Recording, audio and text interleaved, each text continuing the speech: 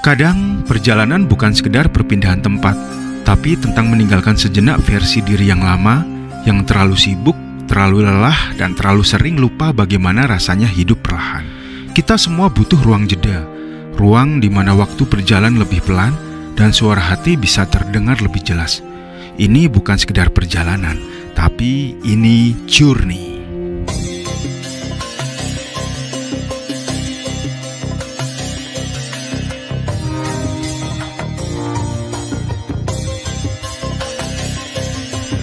Malam itu sekitar pukul 7:30 kami meninggalkan rumah. Bukan untuk melarikan diri, tapi untuk menemukan sesuatu. Entah apa, tapi kami yakin itu sedang menunggu di ujung jalan. Malam masih muda, tapi semangat kami sudah penuh. Sebelum benar-benar menembus malam, kami mampir dulu ke rumah makan yang sudah seperti ritual sebelum perjalanan panjang, Bebek Mas Budi. Di tempat sederhana ini, kami menyiapkan amunisi terakhir sebelum ribuan kilometer menanti. Bumbu bebeknya meresap, sambelnya tidak sopan, dan rasanya maar. Setelah memastikan pondasi kampung tengah aman, kami pun beranjak. Mobil meluncur perlahan menuju gerbang tol Baros. Dari sini tak ada lagi yang pasti, kecuali perjalanan itu sendiri. Nah, ini kita ada di tol Baros 2. Kita mau masuk lewat tol, via tol menuju ke Surabaya. Kira-kira nanti perjalanannya seperti apa, terus untuk tarif tolnya nanti kita rekam semua. Ini kita perjalanan malam karena besok kita ngejar kapal ya. Kapalnya jam 11. Jam 11 ya, Mak? 11 siang. Jadi kita 4 jam sebelumnya atau 5 jam udah sampai sana. Kita nggak terlalu banyak istirahat, tapi tetap kita jangan paksain. Semuanya harus perhitungan. Oke, kita ngetep dulu. Di sini kita saldonya ada 1.113. 1.138. Setahu saya, seingat saya lah ya, dulu ke Surabaya mungkin sekitar 800-an. Di antara ratusan kilometer yang menunggu, saya hanya berharap satu hal. Semoga kami tak sekedar sampai, tapi juga bisa menemukan sesuatu yang baru tentang diri kami sendiri.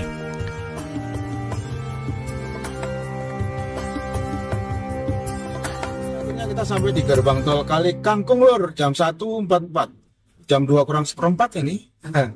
Jadi kita jalan berapa jam ya? Ya begitulah, jalan malam itu emang dingin adem, tapi ya jadi cepat ngantuk. Beda kalau siang mah jarang ngantuk. Oke, ini kita ngetep tadi berapa sih, tadi 86 ya, di Sumdaw itu 86.500. Sekarang di sini coba berapa ya? Kita masuk di Semarang ini loh.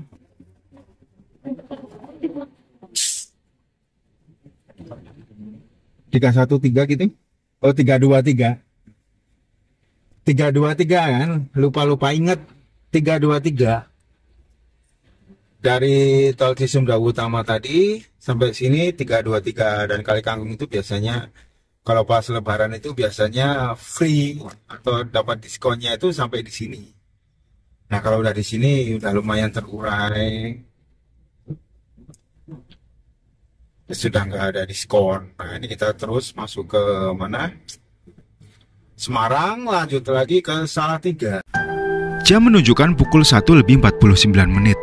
Dunia seolah sudah tidur, tapi kami masih berjaga.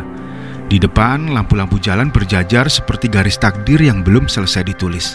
Kadang, yang membuat perjalanan panjang bukan jaraknya, tapi pikiran yang terlalu sering menoleh ke belakang. Setiap rest area terasa seperti oase di tengah sunyi. Bukan untuk mengisi bensin, tapi mengisi ulang niat. Jalan tol terasa seperti ruang meditasi bagi mereka yang tak takut sepi. Di sini, waktu berjalan lambat, tapi pikiran melaju cepat tentang apa yang sudah dilewati dan apa yang akan dihadapi. Menjelang subuh, di antara kantuk dan doa, saya cuma berharap satu hal. Semoga pagi nanti kami masih di jalan yang sama, jalan menuju kebahagiaan yang kami pilih sendiri. Pagi mulai merambat pelan, menembus sisa kabut di jalan tol Jawa Timur. Langit perlahan berwarna jingga, seolah memberi ucapan selamat datang pada para perantau yang belum tidur sejak malam.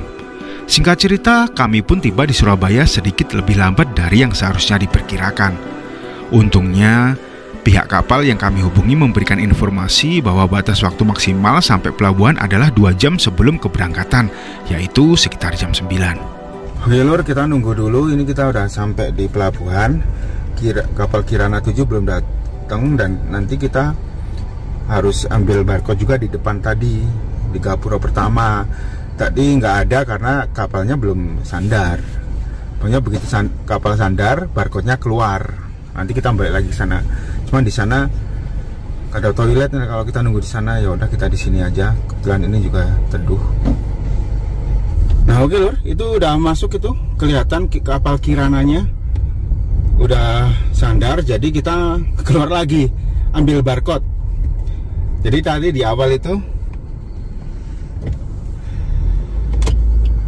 harusnya ambil barcode, cuman barcode itu keluar kalau kapalnya udah sandar.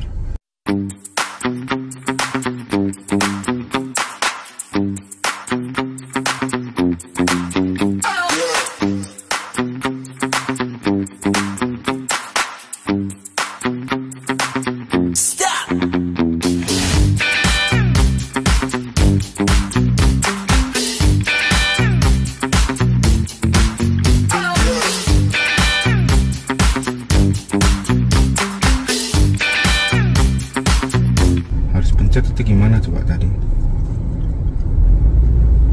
Minta barcode, ngetap terus mereka nggak pada ini. Itu barcode. Tiket tadi doang. Mana tiket? Nggak ada. Pak, kalau barcode di mana Pak? Ini Pak ya. Makasih Pak. Nah ini kita dapat ini nih, di situ nih. Yang belakang tante nggak sabar. Wong ini juga belum keluar itunya.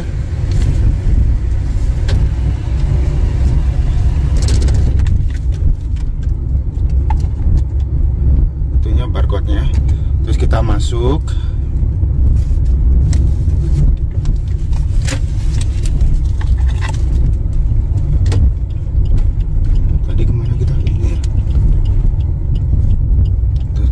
Kiri.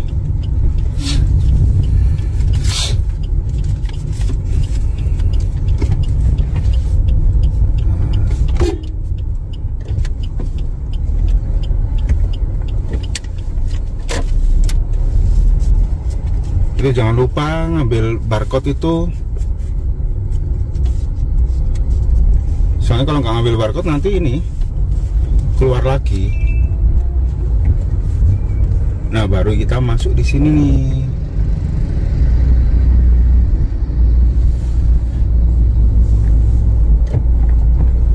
Siapin barcode-nya tadi mana? Parkir di depan sana.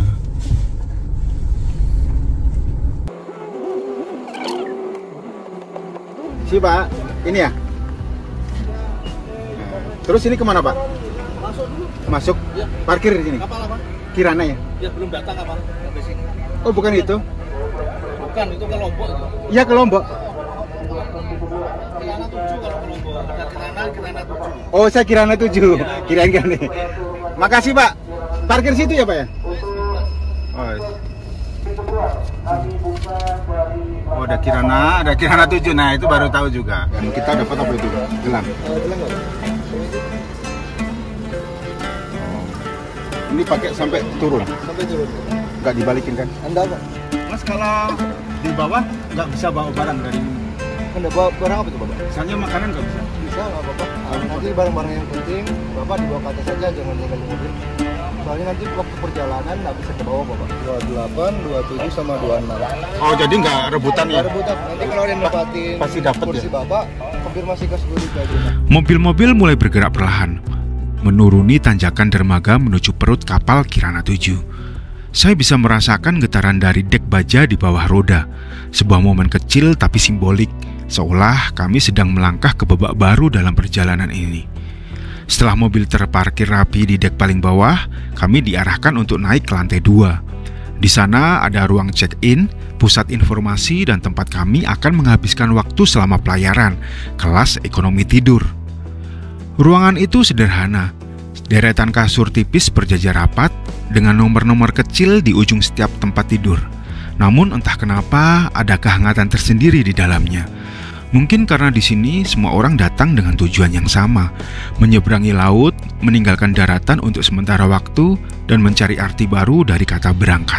Kami menaruh tas, lalu membuka bekal yang sudah disiapkan sejak dari rumah, nasi tongseng ayam buatan istri tercinta. Meski sudah dingin, namun terasa seperti kemewahan di tengah ruang sederhana itu. Mesin mulai bergetar halus. Perlahan Kirana 7 meninggalkan dermaga Perak.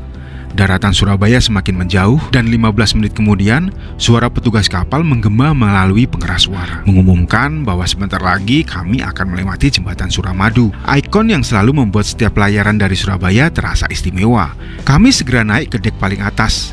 Angin laut menerpa wajah dan di depan mata terbentang pemandangan megah, jembatan Suramadu. Di atas kapal waktu terasa melambat.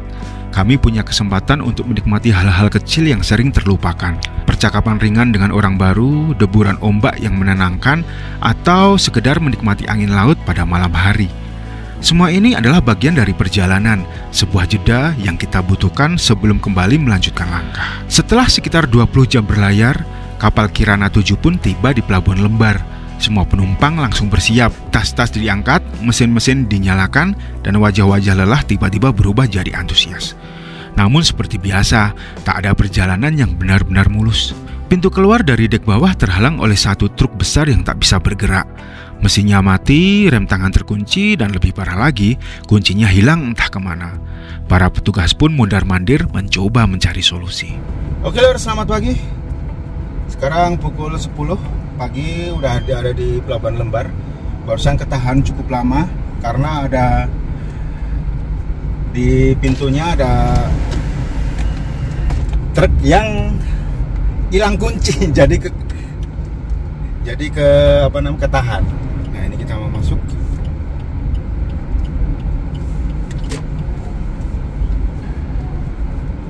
Pelan-pelan. Nah, ayo kita jalan. Kita keluar dari dek bawah lor. Nah ini kan pintunya ketutup, pas pisan, pas banget di atas truknya, jadi nggak bisa, harus nunggu kunci katanya dari perusahaan, nggak tahu di Mataram apa dari mana, tapi karena kelamaan ada ahli kunci, juru kunci, akhirnya bisa diutak-atik dan berhasil. Lombok menyambut kami dengan hangat, dengan janji-janji yang tersembunyi di balik perbukitan. Namun, tujuan akhir belum tercapai.